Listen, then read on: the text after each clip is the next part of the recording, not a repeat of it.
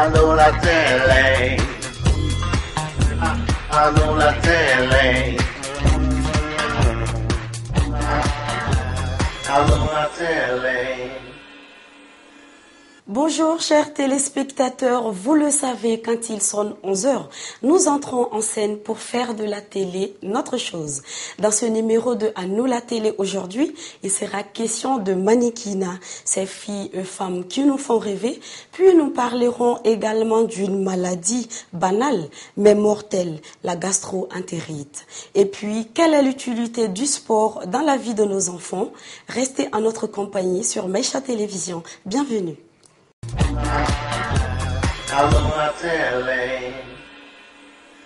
Voilà, chers téléspectateurs, nous accueillons aujourd'hui sur notre plateau la célèbre top modèle malienne du nom de Wandé Doucouré.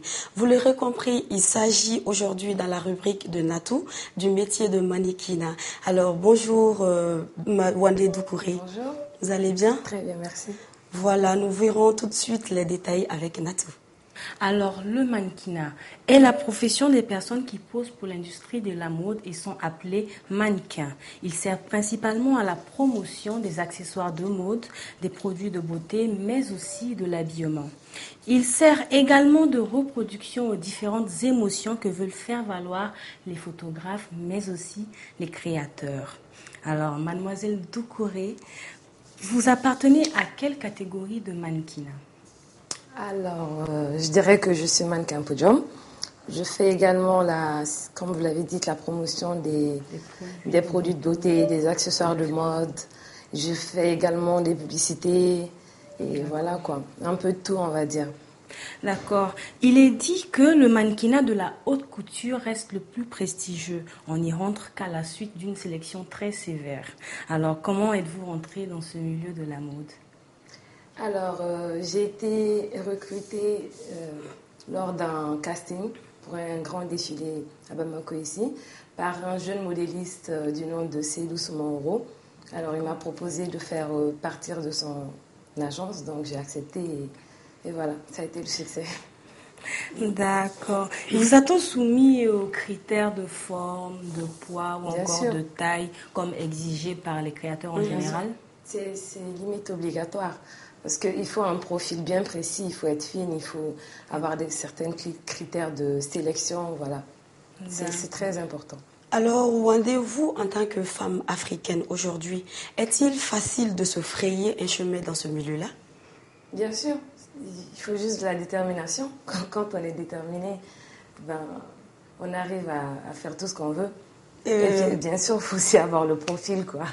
Okay. Ouais. D'accord. Alors, pour maintenir votre corpulence ou garder la ligne, si vous voulez, avez-vous recours au régime drastique ? Non, j'ai toujours été fine, mince de nature. C'est vrai que je surveille un tout petit peu mon alimentation parce que je mange beaucoup de fruits, je bois beaucoup d'eau, mais bon, je ne fais pas grand effort pour garder la ligne. Alors, vous avez défilé pour quel créateur déjà?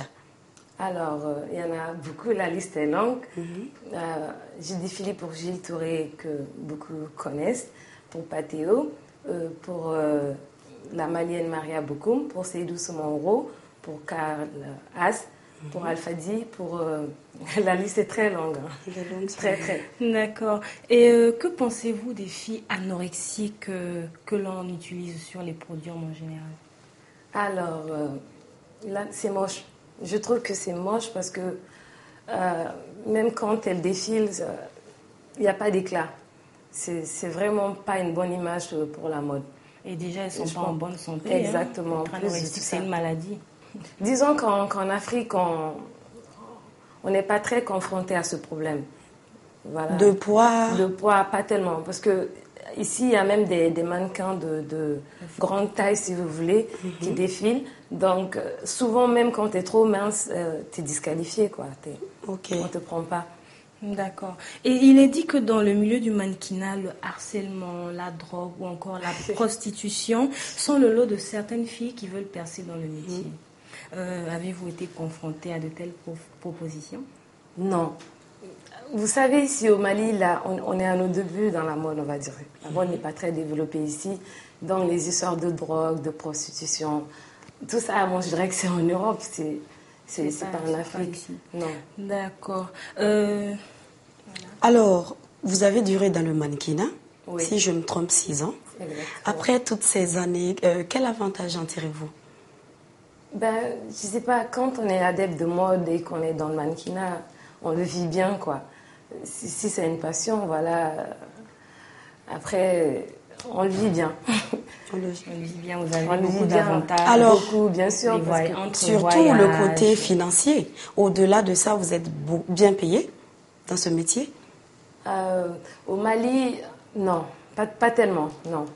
Mais quand on a, par exemple, quand j'ai des contrats dans les autres pays de la sous-région, là-bas, c'est beaucoup mieux payé. Mais ici, pas du tout. On va dire vraiment pas bien. Donc, si je comprends bien, vous êtes rentré dans ce métier par passion. Plus par passion que pour D'autres le côté choses. financier. D'accord. Alors, au regard de votre expérience, quel conseil donneriez-vous à vos jeunes sœurs qui rêvent d'embrasser ce métier-là? Alors, je dirais que quand on est passionné de mode et qu'on veut être mannequin, il faut l'être. Il faut l'être. Quand c'est une passion, il faut se battre pour être mannequin parce qu'après, on vit la mode à plein temps. Quand il y a les nouvelles tendances, on le vit et voilà, elle peut se lancer dedans tout en ayant la tête sur les épaules, rester C'est très soi-même, important, oui. voilà, ne pas se laisser intimider et voilà. Est-ce qu'il faut une formation particulière pour défiler? Ou Oui, pour être mannequin mais tout moi court? je dirais que la première ressource, c'est d'abord avoir le profil. C'est vrai qu'il y a des filles qui ne savent vraiment pas marcher. Elles prennent des formations, voilà. Et il y en a d'autres aussi qui ne savent pas poser pour les photos. Elles prennent également des formations et on les encadre, on les montre comment s'y prendre. D'accord, voilà. Merci beaucoup, Wandé rien. Doucouré. Ce fut Merci un à plaisir de vous recevoir sur notre plateau. Merci. On espère vous recevoir très prochainement. Et on vous souhaite un bon vent. Merci. Et quelles sont vos impressions par rapport à la chaîne de télévision Maïcha? Alors, moi je dis que c'est vraiment limite une révélation parce que une chaîne carrément dédiée à la femme, on ne pouvait mieux espérer. Surtout que ça parle des problèmes des femmes au quotidien et voilà quoi. Ça amuse beaucoup nos mamans qui suivent ça quotidiennement. Et je vous dis bravo quoi.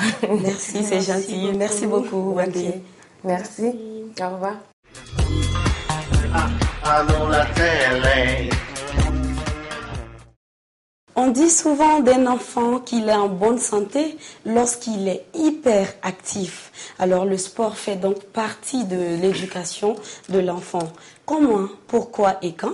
Nous aurons toutes les réponses avec Jeannette et son invité, Monsieur Ibrahima Cissé, professeur de lettres et en plus coach de basketball. Bonjour Monsieur Cissé. Bonjour. Comment allez-vous? Je vais très bien, vous. Merci d'avoir accepté notre invitation. Oui, c'est moi qui vous remercie. Jeannette? Oui, je suis à vous. Alors, il est dit que le sport, c'est la santé. Il est bon pour les adultes et pour les enfants. En effet, la pratique régulière du sport est importante pour la santé de nos enfants, comme on le dit souvent. Il favorise un bon équilibre physique tout en leur permettant de se défouler et de s'amuser avec leurs copains. Oui. Alors, sur le plan social, le sport est donc un excellent vecteur de sociabilisation pour l'enfant qui apprend la scolarité de l'esprit d'équipe et de fair play, ainsi que le respect de son adversaire. Courir, marcher, danser, nager, jouer au basketball, au féminin ou au tennis même, parmi tant d'autres activités sportives devrait être le quotidien de tous les enfants actuellement. Mais malheureusement, on voit des enfants qui ne font rien de tout cela, qui sont tout le temps à la maison. Lorsqu'ils descendent, ils sont devant la télévision et cela ne leur permet pas d'avoir une bonne santé. Comme on a dit tout à fait, le sport, c'est la santé. Alors, vous le savez, le sport favorise un sentiment de bien-être, de relaxation. C'est un anti-stress, comme on dit. Bref, il permet d'avoir une très bonne santé. Alors moi, j'aimerais savoir à quel âge un enfant devrait-il se mettre au sport? Pour répondre à cette première question, on peut dire dès l'âge de 2-3 ans. Bon, pour le cas précis du basket, il est conseillé de commencer au moins à l'âge de 4-5 ans. 4 ans. Voilà, pour le basket, 4-5 ans. Un enfant de 4-5 ans est tellement jeune qu'à quel sport on peut le mettre quand même? Oui, bon, j'ai parlé plus précisément du basket. Ouais, Au du basket, basket. quand même, de 4 à 5 ans, Oui. il est déjà apte. Parce qu'il faut reconnaître qu'en fonction de son apparence physique, il y a des ballons de même taille. Plus l'enfant est grand, plus la balle est grosse. Oui. Donc déjà, à bas âge, il a sa balle. Même à 4 ans, il peut commencer. Il peut déjà commencer à taper la balle, à suivre le ballon. Donc comme ça, il aura l'instinct, même l'instinct sportif, quoi, à bas âge. Mais si vous avez par exemple un conseil à donner à des parents qui amènent leurs enfants, quel conseil donnerez-vous à ces enfants, par exemple, pour leurs enfants, lorsqu'ils doivent faire le sport, par exemple? Aux parents ou à l'enfant? Aux parents même. Quand ils amènent l'enfant. Quand ils amènent l'enfant, par exemple, de bas âge, à un certain âge. Oui. Bon, au contraire, c'est ce que nous recherchons, que les enfants pratiquent le sport, surtout à bas âge. Parce qu'il y a des Plutôt parents quel genre de discipline, par exemple? Mais généralement, on conseille aux gens de faire un sport qui fait appel à tout l'organisme. Par exemple, quand vous prenez le cas du cyclisme, ça fait appel plutôt aux pieds qu'aux deux mains. Quand on prend aussi l'exemple du foot, c'est le pied. Ce sont les deux pieds qui sont surtout sollicités. Mais dans le cadre de la natation, c'est les deux mains, les deux pieds. C'est tout le corps. Oui. Voilà, c'est tout le corps. Voilà, donc même les médecins, c'est pratiquement ce qu'ils le préconisent. C'est-à-dire que de pratiquer, tous les sports sont productifs. Tous les sports sont bien pour la santé, mais il y a d'autres qui font développer certaines parties du corps plus que d'autres. Sinon, il n'y a pas un choix précis, il n'y a pas un conseil précis qu'on le donne.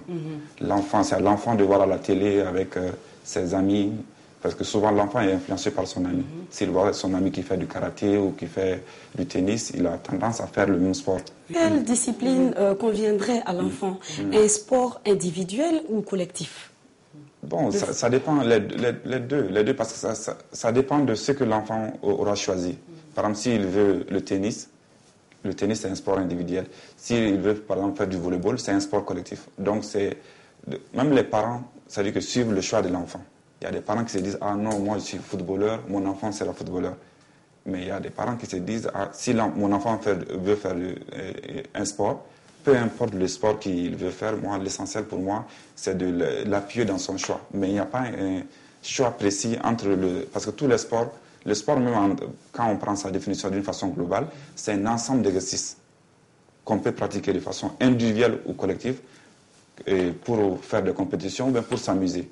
Donc, c'est à l'enfant de choisir le sport. C'est après avoir choisi le sport que souvent, il se rend compte que ça peut se jouer à 5, à 10 ou ça se fait individuellement.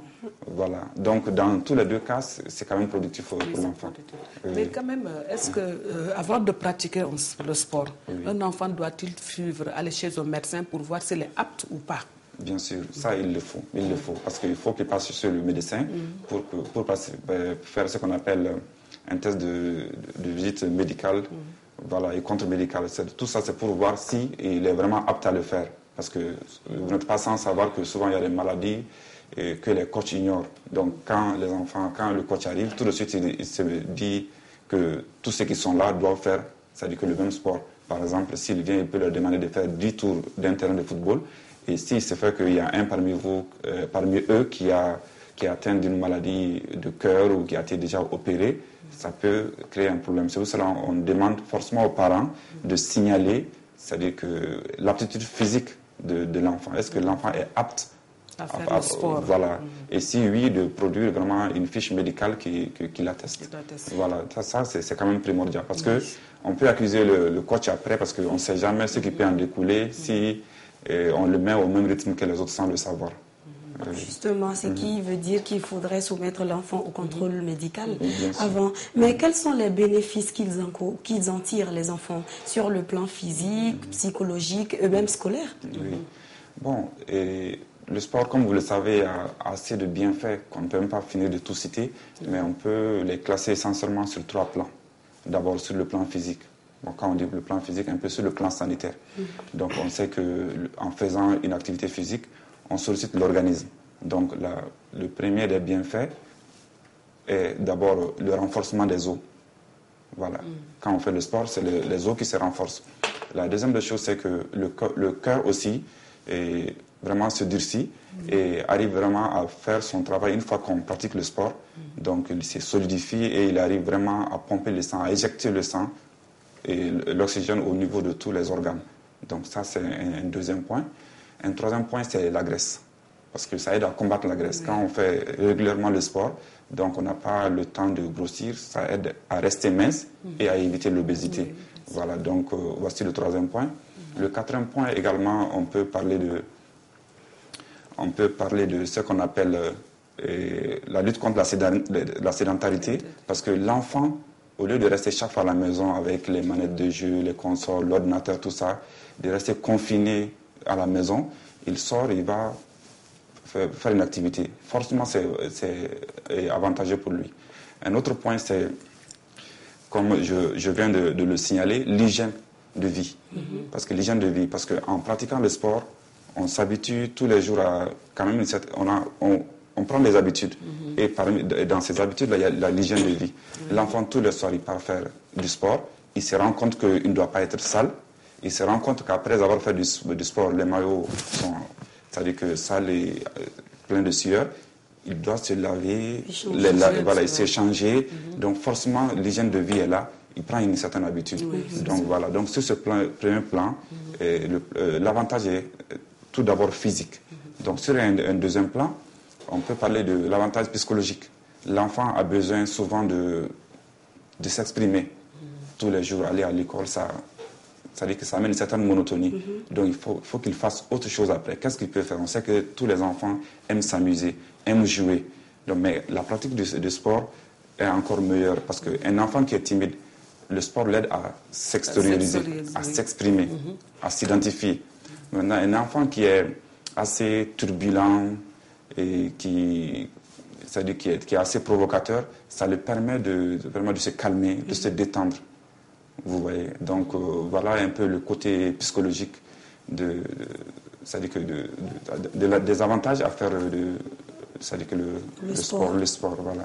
Voilà, si on dit que le sport est bon pour la santé, alors pourquoi a-t-on tout le temps des courbatures ou bien des douleurs après les exercices?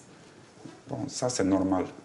Et surtout, cela se ressent lorsque on n'a pas l'habitude de faire le sport ou qu'on le fait par intermittence.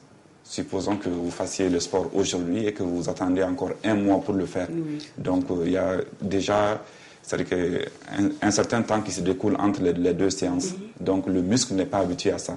Mais une fois que vous le faites régulièrement, que vous fournissez les mêmes efforts tous les jours, vous n'allez rien pratiquement sentir. Là, vous êtes habitué. Voilà. Sinon, quand on arrête, on le fait par intermittence, souvent, après avoir fourni au moins 2 heures, même 1 heure, on sent qu'on a une sorte de rhume, des maux de tête, on n'en peut même plus. Voilà, le lendemain, c'est surtout le lendemain. Ça, on a fait l'expérience la semaine passée. Tout à fait. Hein? C'est sûr, c'est pas facile. C'est pas facile, oui. Alors, il paraît que le sport, ça fait mincir. Est-ce vrai? Bon, ça fait perdre du poids, je vais dire. Ouais, bon, c'est ce que certains disent, sinon c'est pas assez confirmé. C'est pas assez confirmé. Le sport joue un rôle de régulation. Quand je dis de régulation, surtout dans l'alimentation. On a tendance à penser que c'est le sport qui fait mincir. Or, le sport joue un rôle de régulation qui fait que on change notre habitude alimentaire. Voilà. Donc, quand vous mangez, je veux dire, quand vous faites régulièrement le sport, donc l'organisme fournit de l'effort. On perd assez de calories. En échange, il faut manger pour compenser ça. Donc c'est la pratique plutôt qui joue sur l'alimentation qui peut... C'est ce qui fait qu'on perd du poids. Qui peut faire qu'on perd du poids. Parce qu'une fois qu'on passe de 16h à 18h à s'entraîner, quand on rentre à la maison, on est fatigué, on a faim, on mange. Donc voilà le rôle de régulation. Mais faire du sport, c'est-à-dire uniquement parce qu'aujourd'hui je suis gros et dans une semaine je vais être mince, ce n'est pas le cas. Comme je l'avais dit tantôt, sur le plan physique, ça nous aide à perdre la graisse. Voilà, les muscles sont là, recouverts d'une grande quantité de graisse. Donc là, on perd cette graisse. Voilà, donc d'une part, on peut dire que ça peut faire perdre la graisse. Ça peut également jouer sur notre alimentation, qui pourra nous aider par la suite à perdre du poids. Oui, parce qu'on dit souvent que quand vous faites le sport, il faut suivre un régime alimentaire normal, bien strict. Voilà. Donc je pense que les deux vont de pair. Les deux vont de pair. Voilà, vont de pair. Imaginez quelqu'un qui fait de l'haltérophilie, qui passe toute la matinée, toute la soirée à prendre 100 kilos, 200 kilos et qui ne mange pas, c'est pratiquement... C'est pas bien. Plus on fournit de l'effort, plus on doit manger, mais sainement. Mais sainement, voilà. De façon équilibrée aussi. Voilà, parce que là, dans nos coulisses, là, il y a un grand sportif là-bas. Donc lui, il passe son temps à manger et il ne maigrit jamais. Non, mais c'est ça. Ça se compense. D'accord. Donc à l'inverse, quels sports sont conseillés en cas de problème de santé? Par exemple, une personne qui a des problèmes de santé, quel conseil donnerez-vous à cette personne-là? Bon, en fait... aux enfants plutôt, parce qu'on est là... Voilà, dans le cadre des enfants. Voilà. Oui, c'est ça.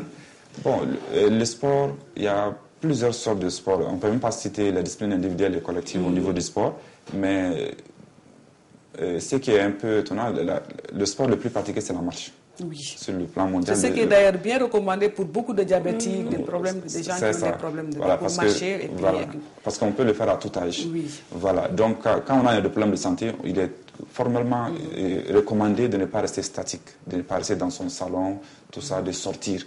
Voilà, donc quand un enfant il a un problème, il a déjà été opéré, ça j'ai vu des cas, il y a des gens que je connais qui ont déjà subi des opérations. Là, on leur demande pour un temps de marcher. Oui. Voilà, marcher simplement. À défaut de ça, il y en a qui ont envie de rejoindre leurs camarades. Donc on leur dit non.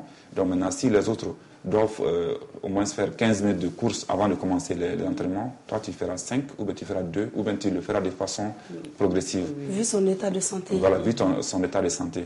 Donc il n'y a pas un sport précis qu'on peut citer, mais tout dépend de la gravité même de la maladie de l'enfant ou de l'adulte en question. Oui, voilà. Tout dépend de cette gravité, quoi. Mais doit-on forcer un enfant à faire le sport qu'il n'aime pas? Parce qu'on voit souvent des parents qui forcent leurs enfants à faire les arts martiaux, par exemple le karaté, le kung fu et tout. Voilà. Or que l'enfant n'aime pas. Mais quand même, comme le parent aime et que lui, il ne peut plus faire cela, il impose cela à son enfant. Est-ce que c'est conseillé? Bon, c'est pas conseillé. Parce que la plupart, après, ils ont tendance à lâcher. Voilà. Parce que faire une activité suppose qu'il faut donner un temps. Dans le cas précis des enfants, ils vont à l'école. À leur retour, à 17h, entre 17h et 19h, ils ont pratiquement 2 heures pour faire un sport. Bon, si le parent l'oblige à le faire, au bout d'un certain temps, il va se lasser. Oui, voilà. Parce qu'il n'aime pas ce sport. Il n'aime pas ce sport. C'est important. Bon, le parent, généralement, ce qu'on remarque aujourd'hui, même dans la pratique du sport, c'est que les parents n'amènent pas vite au sport les enfants. On attend 15 ans, 18 ans. Ce n'est plus le moment pour leur développement harmonieux, parce que ça nécessite un développement harmonieux. Donc à 18 ans déjà, il est un peu tard. Oui, merci beaucoup Ibrahim Cissé. Oui. Alors c'est très gentil, merci beaucoup. On espère vous revoir sur notre plateau. Oui. C'est très gentil. Oui, merci beaucoup. Oui.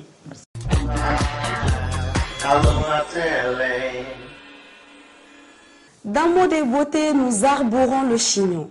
Ils sont de saison et Natou, elle nous en parle aujourd'hui. D'abord, nous allons dire bonjour à Natou. Bonjour. Oh, bonjour. Comment tu vas? Très bien, merci. D'accord. Alors, le chignon revient à la mode. Il n'a d'ailleurs jamais été démodé. C'est une coiffure que l'on arbore lorsqu'on n'a pas le temps d'aller voir le coiffeur. Mais ça peut être une coiffure très glamour, parce qu'elle est généralement réservée pour des grandes occasions comme le mariage. Aujourd'hui, le chignon devient tendance parce que porté par des stars de la chanson, du cinéma ou des mannequins qui rassemblent leurs cheveux au sommet de leur crâne dans une forme arrondie appelée bun. Si vous n'avez pas envie de cette légèreté, il existe d'autres formes de chignons. Nous avons les chignons bananes. Ils sont plus compliqués, qui consistent à placer un boudin en tissu dans le chignon afin d'obtenir une chevelure volumineuse. Quand le chignon est fort volumineux sur le dessus de la tête à la manière d'un casque, il s'appelle le chignon casque. Si la chevelure est divisée en 2 couettes, chacune permettant l'élaboration d'un chignon sur les 2 côtés de la tête, on parle alors de chignon macaron. Le chignon peut être strict ou décontracté suivant la façon dont il est réalisé.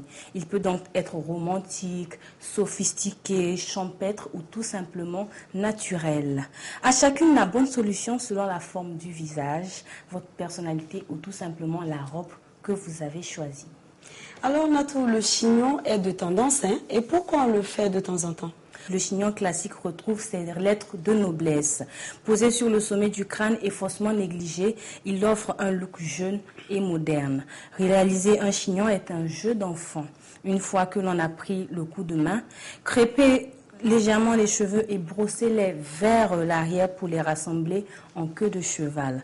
Enroulez-la sur elle-même plusieurs fois, puis arrangez-la en spirale. Fixez le chignon à l'aide d'épingles à cheveux et vaporisez de la laque pour empêcher la coiffure de se dénouer. Celui-ci est le plus simple et il s'appelle le chignon queue de cheval. Mais le plus simple est de se référer à votre coiffeuse ou coiffeur. Cependant, ils ne savent pas où ne réussissent pas tous les chignons. Mais moi, j'aimerais savoir d'où nous vient la mode du chignon. Le chignon était autrefois courant chez certaines tribus germaniques, appelées chignons suèves, en Inde chez les bouddhistes, en Chine et au Japon, c'était les coiffures des samouraïs et les lutteurs de sumo.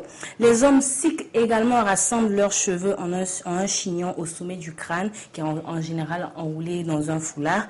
Il n'est donc pas toujours l'apanage des femmes, comme c'est le cas dans l'Occident moderne. Alors, pour faire le chignon, il faut bien sûr des accessoires. De quoi a-t-on besoin pour réaliser un chignon? La tenue d'un chignon à sang dépend certes du choix et de la forme que vous souhaitez, mais sa réalisation dépend également des accessoires qui entrent en jeu. Il vous faut par exemple des épingles, des boudins, des barrettes, des bandeaux de crépon, des pics, des élastiques. Le choix dépend du chignon que vous avez retenu. Voilà. Alors, merci. Je t'en prie. Pour toutes ces informations. Jeannette, je crois qu'elle va se faire un chignon demain. Bientôt. Parce que je vais amener tous les accessoires ici. Natou va me faire le chignon. Natou, tu es sûre que tu peux? Mais elle a tellement si bien détaillé. Donc, ah oui, tout est clair quand même. Tout est clair quand même. Nous allons remercier Natou. Merci beaucoup pour cette rubrique. Allons la télé. Dans cette rubrique santé, nous parlerons d'une maladie généralement anodine, mais qui peut s'avérer parfois mortelle. Il s'agit bien de la gastro-entérite. Et pour en parler, nous avons sur ce plateau le docteur Sidibé Drissa. Bonjour docteur. Bonjour. Comment allez-vous? Ça va, ça va. Voilà, tous les détails seront avec Jeannette. Le docteur Drissa Sidibé. Avant toute discussion, qu'est-ce que c'est la gastro-entérite? Très bien. La gastro-entérite, comme son nom le dit, c'est composé de gastro, qui veut dire estomac. Entère, ça c'est les intestins. Et it, maintenant, ça c'est une inflammation. Donc c'est l'inflammation, soit de l'estomac et de l'intestin. Donc il peut se manifester, on verra bien dans les détails. Oui, donc voilà. Après les détails, au fur et à mesure, vous allez nous donner plus. Ça sera mieux. Voilà, ça sera mieux. Alors cette infection est provoquée par un virus, par quoi par exemple? Un virus, une bactérie ou bien des amibes? Bon, il y a beaucoup de germes. Comme vous avez dit, ça peut être des virus, ça peut être des bactéries, ça peut être des parasites.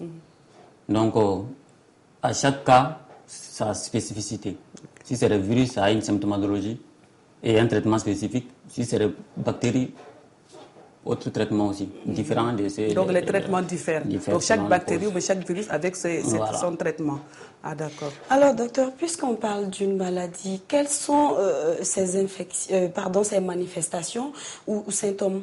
Puisque la reine d'Angleterre a été hospitalisée pour cela, ça doit être grave. Bon, puisque vous parlez de la reine d'Angleterre, c'est ce qui a attiré l'attention. Sinon, c'est une maladie, comme vous l'avez dit au début, c'est une maladie anodine. Ça peut arriver n'importe quand et à n'importe qui. Donc, en général, c'est soit des vomissements, soit des diarrhées, ou les deux combinés. Dans certains cas, on peut avoir de la fièvre, comme dans d'autres cas, il n'y en a pas. Mais la manifestation qu'on peut toujours trouver, c'est soit la diarrhée, soit les vomissements. Elle est due à par exemple, l'intoxication alimentaire? L'intoxication a une part dans ce problème d'intoxication alimentaire et de gastro-entérite. Il y a par exemple lors des manifestations, on prépare souvent certains plats. Donc celle qui les fait, si elle n'est pas très propre, ça peut amener certaines infections. On appelle ça les toxi-infections alimentaires collectives. Ça peut arriver. C'est la même manifestation, c'est les diarrhées qui vont suivre. Donc, il faut vraiment surveiller ce qu'on mange. Il faut surveiller ce qu'on mange, il faut surveiller ce qu'on prépare. Voilà. Il faut savoir celle qui prépare ou celui qui prépare. Certains aliments peuvent le provoquer, comme du poisson, Oui. Les cuits de poisson crus, poisson mal préparé, des œufs, même du laitage. Oui. Donc, même couvert là, donc des aliments frélatés, ça peut provoquer le gastro-entérite. Mais est-elle contagieuse?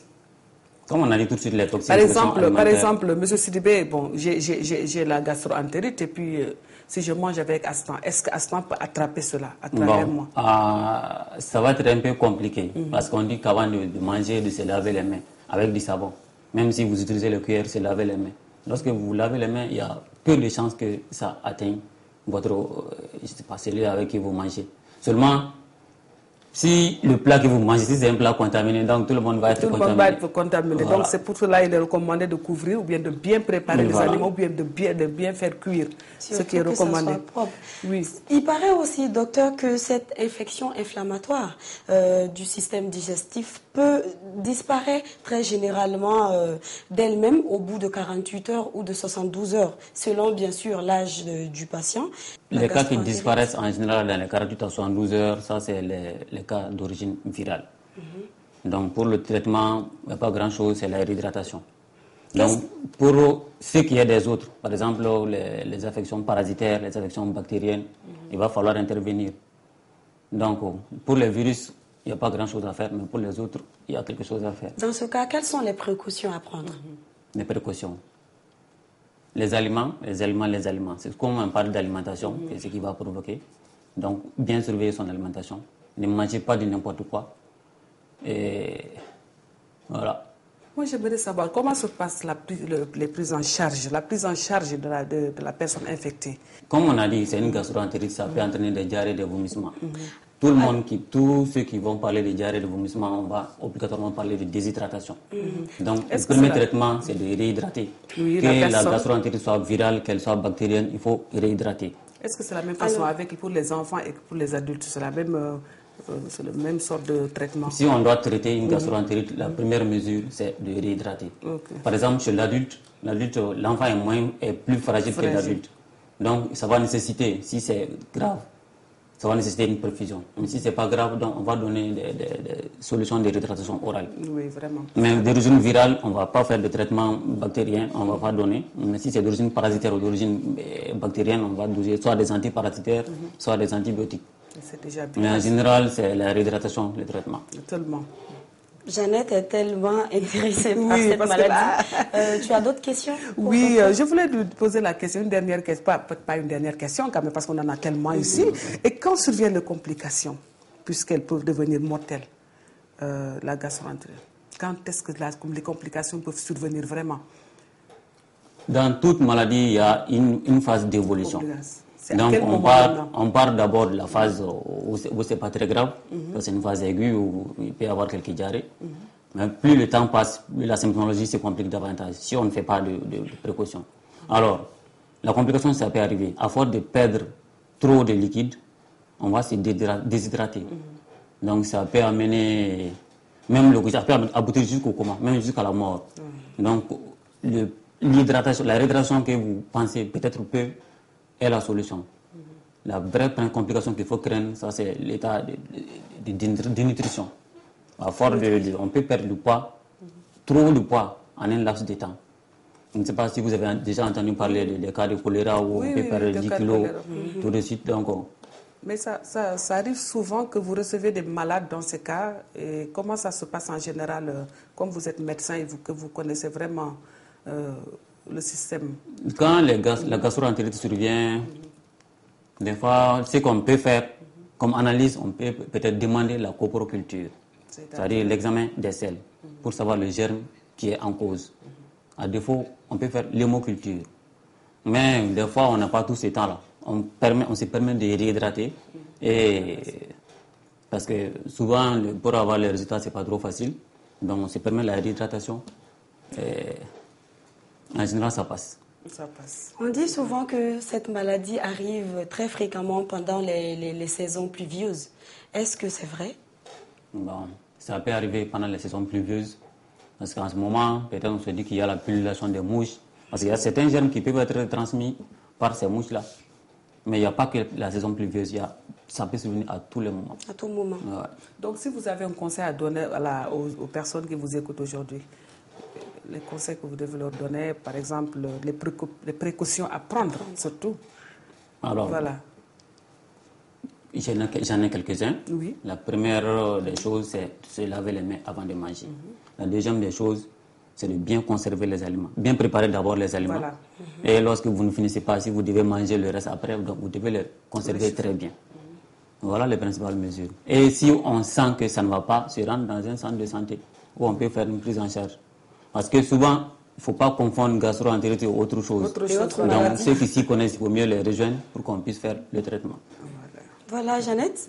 Voilà. Nous allons remercier Dr Sidibé d'être passé. Alors, docteur, nous voulons savoir quels sont les signes qui alertent. Les signes d'alerte pour une gastro-entérite.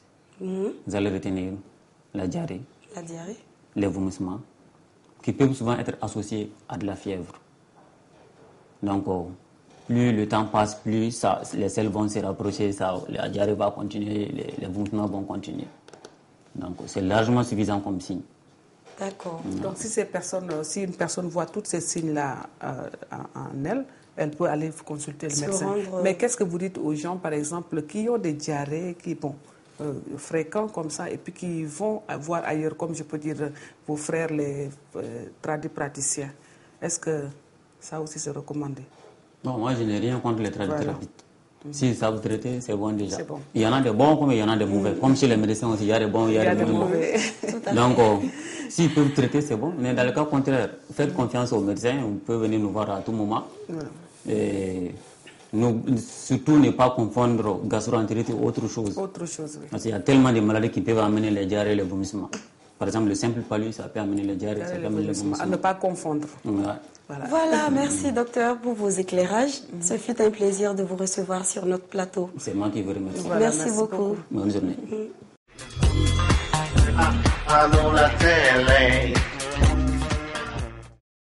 Le reportage du jour porte sur les fistules obstétricales.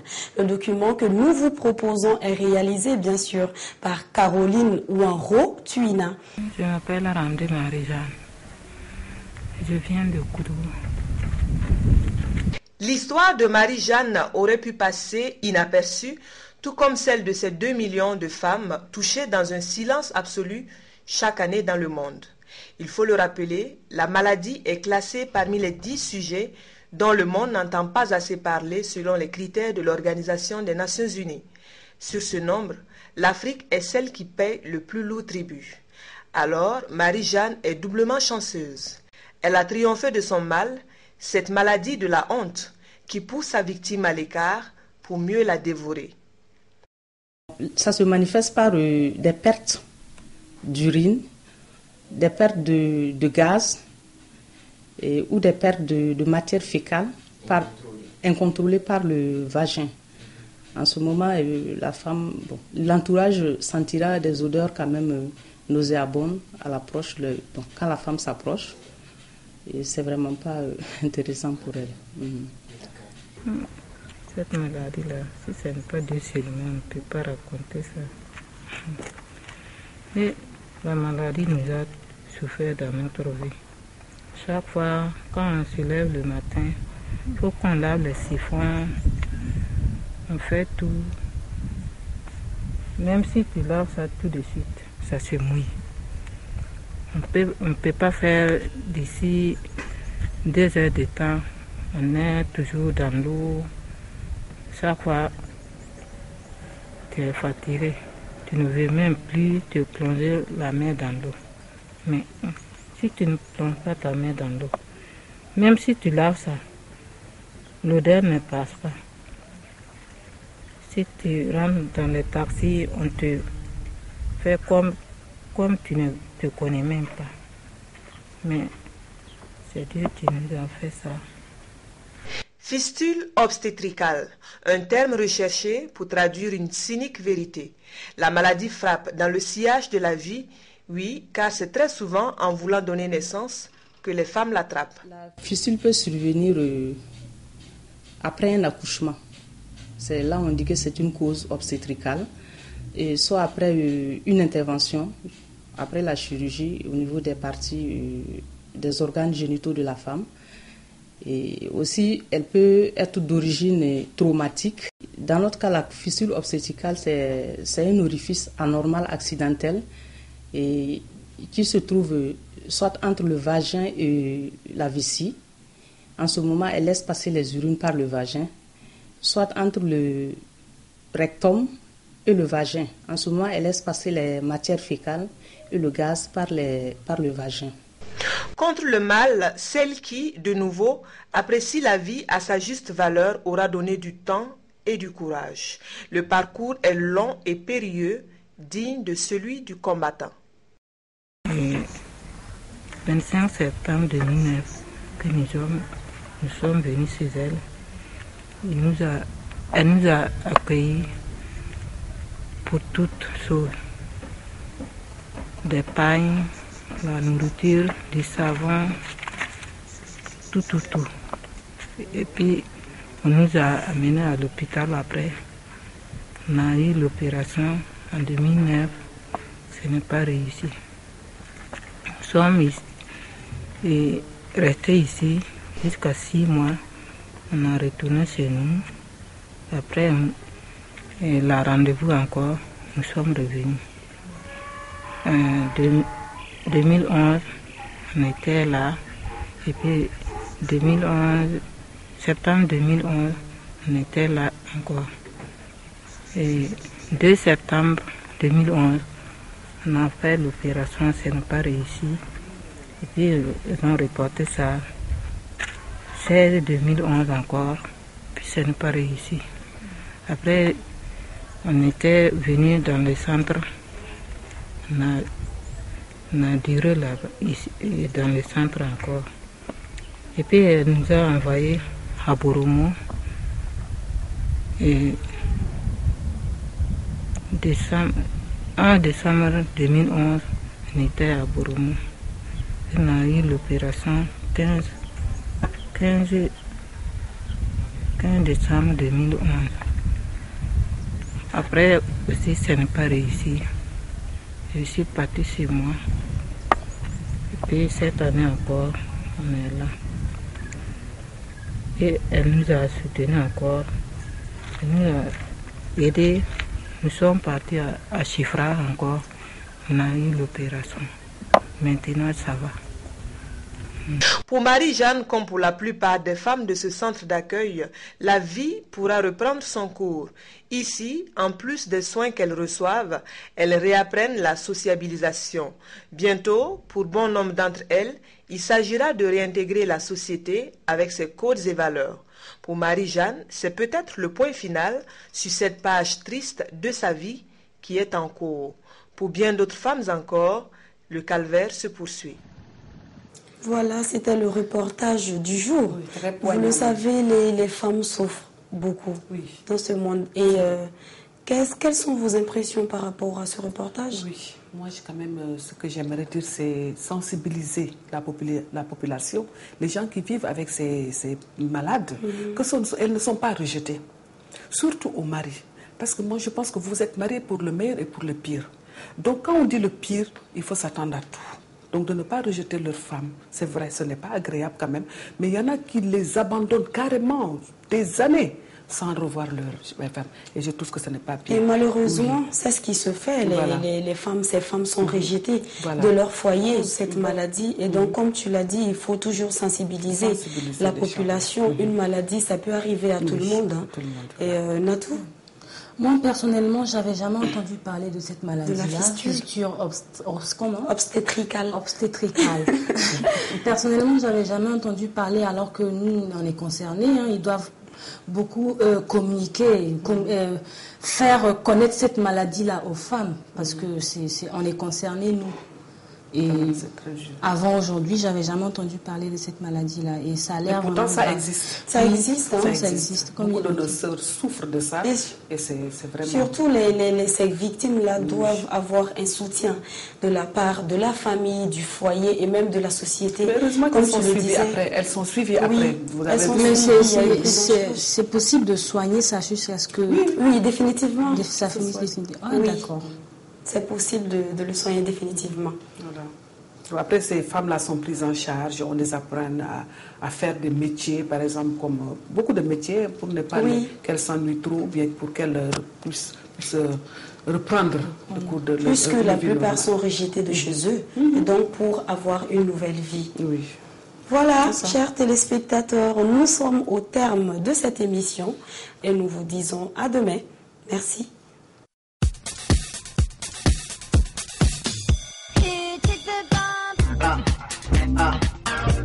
Allô la télé, allô la télé.